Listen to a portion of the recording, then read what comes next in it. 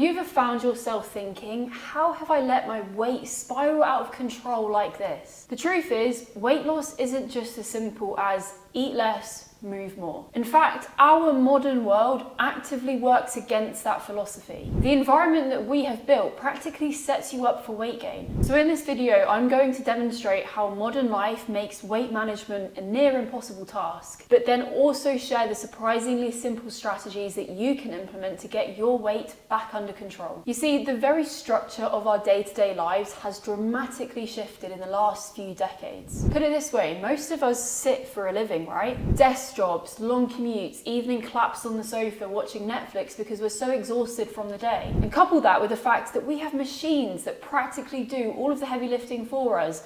Vacuum cleaners, washing machines, dishwashers. These all mean that our day-to-day movement is dramatically reduced from what it used to be. And then we come to food. The kind of food that we're surrounded by is not just convenient. It's been deliberately engineered to be addictive. Ultra-processed, hyper-palatable, calorie-dense. And it's available at the tap of the button. I mean, right now I could go on an app like Uber Eats and I could order Japanese, Italian, Mexican to my door and it would be here within 30 minutes. And the most strenuous part of me collecting that food would be walking to the door. I don't even need to go to the shop anymore. You don't even have to be hungry to want food. And this isn't just about hunger anymore. It's about how food has become something that we turn to when we are bored, when we're stressed, when we need comfort, when we're lonely. And this isn't an accident, because these foods have been designed to be addictive. They light up the reward center in your brain and they make you want more. So we're not just battling temptation here, we're battling biology. And food addictions are a real thing, but what makes them different from other addictions like alcohol or drugs or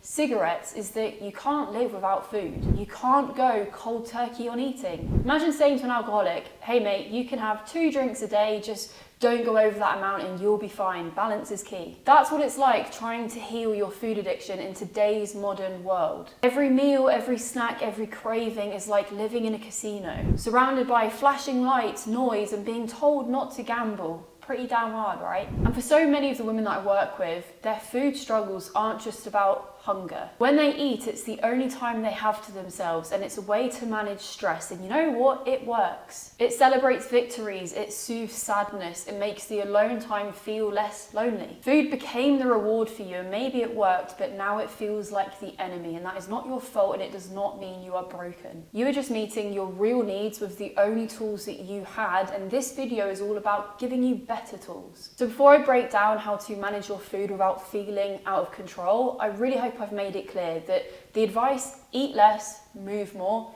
isn't suitable for most people. That's like saying to a person in crippling debt, just earn more and spend less. Maybe it's true, but it's very unhelpful. Because fat loss does technically require a caloric deficit. You have to consume fewer calories than you expend. But binge eating, emotional eating, comfort eating, boredom eating, these things aren't solved by a mathematical equation. So let me break down the steps that you can work through to fix your relationship with food and manage your weight. And the first one, you're probably not going to like, but it's to park the idea of a weight loss goal for now. Because the moment hunger creeps in, and it will if you're consuming fewer calories than you're expending, your need and desire to emotionally eat is only going to increase. Feeling hungry is only going to trigger your need to want to overeat. Your food focus will increase, and the small portions that you may have to eat when dieting are not going to satisfy you. If you've heard about Maslow's hierarchy of needs, then you will know that at the base level of any transformation, you need safety. And if your body feels like it's not going to get energy in a suitable way, then it's not going to feel safe, and it may exacerbate those cravings. Which leads me to step number 2, and that is to eat regular and balanced meals. No skipping breakfast, no starving until 4 p.m, no snacking on low-calorie foods that you're pretending taste nice when they don't satisfy you at all. Structure will calm the brain, and it will give you that predictability that you need. And if you make sure that your meals and snacks have protein and fiber, then you will feel fuller for longer. And that hunger and that satisfaction is going to turn down the food noise that you are likely struggling with. The constant chatter of cravings will dial way, way down. The third step is to start reconnecting with your physical hunger. Real hunger, not stress hunger, not emotional hunger, not boredom related hunger. Learning the difference between your body needing fuel and your body needing comfort is a game changer. And whenever you have the urge to overeat, you need to see this as your body waving a massive red flag saying something is wrong here. And the first thing that may be wrong is that you have not met your basic needs. Have you slept enough? Have you drunk enough water? Have you had your protein and fiber with each meal? Or maybe it's an emotional related struggle. Do you need your partner to take over looking after the kids for the rest of the night so you can put your feet up and rest? Would having a hot bath help relax you? Would calling and ranting to a friend help?